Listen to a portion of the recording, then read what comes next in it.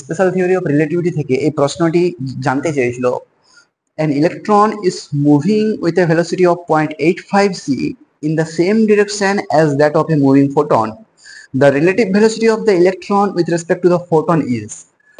এক্ষেত্রে বলা বাহুল্য যে কোনো বস্তুর ভেলোসিটি কিন্তু মুভিং ফোটন থেকে মেজার করলে বস্তুটির ভেলোসিটি সি এই পাবে, কারণ ফোটন থেকে যদি কোনো কিছু বস্তুর ভেলোসিটি অ্যাড বা সাবট্রাক্ট করা হয় সেক্ষেত্রে রেজাল্টেন্ট রিলেটিভ ভেলোসিটি অ্যাডিশনের ফর্মুলা অনুযায়ী সি এই আসে, মানে ফোটনের ভেলোসিটি যদি সি হয় সেক্ষেত্রে সি কিন্তু ভেলোসিটি আসে। এবং এটি কেন আসে, কারণ postulate of special theory of রিলেটিভিটিতে আমরা ধরে নিয়েছিলাম যে আলোর গতি কনস্ট্যান্ট, সেই কারণেই এই অ্যান্সারটি আসবে। তো যদি ক্যালকুলেশন করে জানতে চাও কি উত্তর আসবে, সেক্ষেত্রে আমাদের রিলেটিভ ভেলোসিটি এডিশনের এই ফর্মুলাটি ux prime equals to ux minus V divided by 1 minus ux into V divided by C square ব্যবহার করতে হবে। কেন এই ফর্মুলাটি ব্যবহার করব, কারণ আমাদের বলা রয়েছে একটি ইলেকট্রন মুভ করছে 0.85 ভেলোসিটি নিয়ে, 85 ইন্টু আলোর গতি নিয়ে, এবং একই দিকে একটি ফোটনও মুভ করছে, ফোটনের গতি সি। সো এই সি ও 0.85 সি এগুলি কিন্তু velocity of electron with respect to some স্থির ফ্রেম, ধরে নিচ্ছি এস ফ্রেমের রেসপেক্টে মেজার করছি। এটি এস ফ্রেম যদি হয়, এস ফ্রেম থেকে বলছি যে ভেলোসিটি হচ্ছে 0.85 সি, মানে একটি স্থির ফ্রেম থেকে।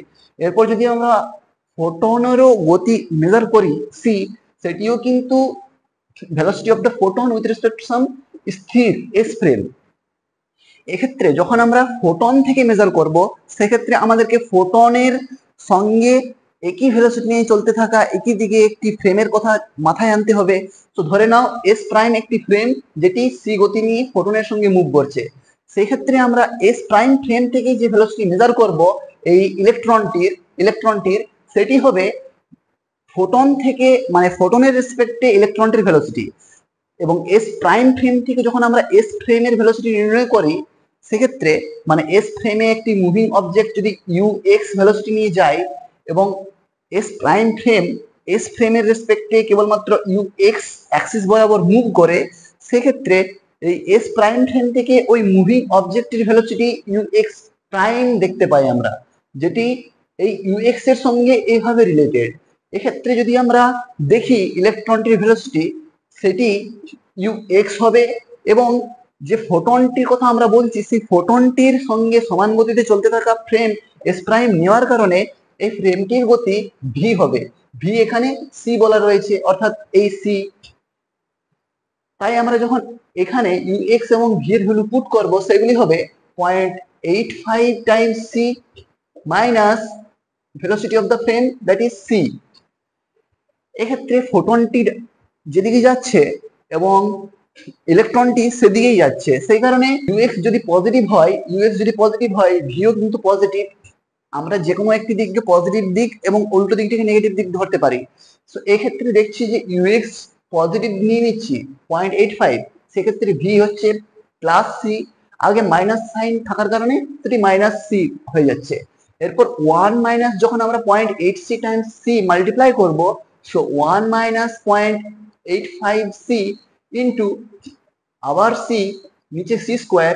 সো এই সি স্কোয়ারের সঙ্গে একটি সি দুটি সি ক্যান্সেল আউট হচ্ছে এবং নিচে রয়েছে 1 মাইনাস 0.85, এবং অপর থেকে যদি সি কমন নেওয়া হয়, অপর থেকে সি কমন নিলে অপরে থাকছে 0.85 মাইনাস 1 এবং নিচে থাকছে 1 মাইনাস 0.85।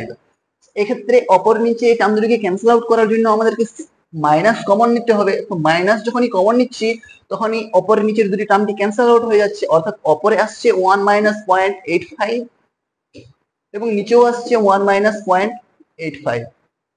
এই দুটি ক্যান্সেল আউট হলে পর আমাদের যে এক্স প্রাইম তার ভ্যালু আসছে মাইনাস সি।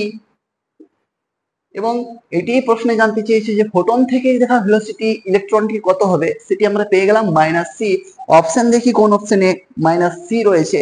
সো বি অপশনে দেখো মাইনাস সি অপশনটি মিলছে আমাদের রেজাল্টের সঙ্গে, তাই অপশন বিটি সঠিক উত্তর হবে। এরপর আমরা পরের প্রশ্নে চলে যাচ্ছি। প্রশ্নটি 2013 সালে গেটে জানতে চেয়েছিল, বলছে if The half-life of an elementary particle moving with speed 0.9 c in the laboratory frame is বলা রয়েছে time 5 × 10⁻⁻8 second, then proper half life is, আমাদের ল্যাব ফ্রেম থেকে দেখলে পর একটি পার্টিকেলকে মুভিং দেখছি এবং তার হাফ লাইফ বলছি টি হাফ ইকুয়ালস টু 5 × 10⁻⁻8 সেকেন্ড। এক্ষেত্রে জানতে চাইছে প্রপার হাফ লাইফ কত।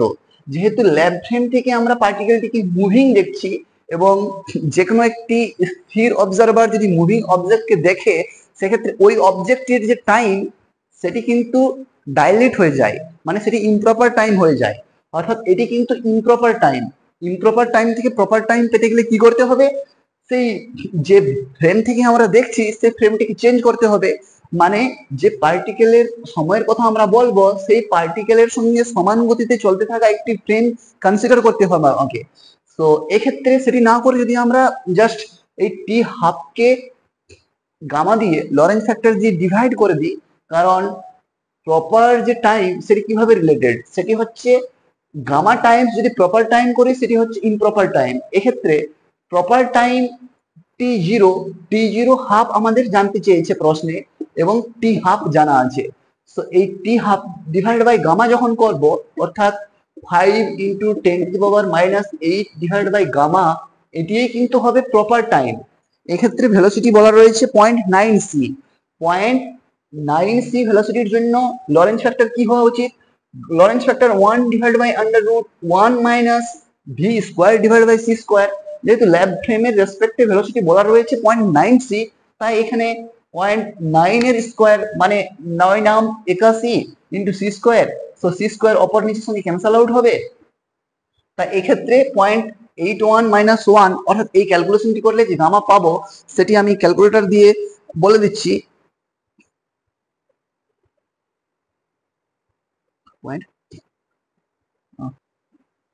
এটি আসছে 2.29415।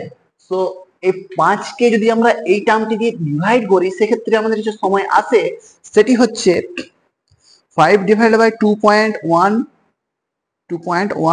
সেটি অ্যারাউন্ড 2.183 আসছে। সো দেখে নাও ক্লোজেস্ট কোয়ান্টিটি ইন্টু 10⁻⁻8 তো থাকছেই।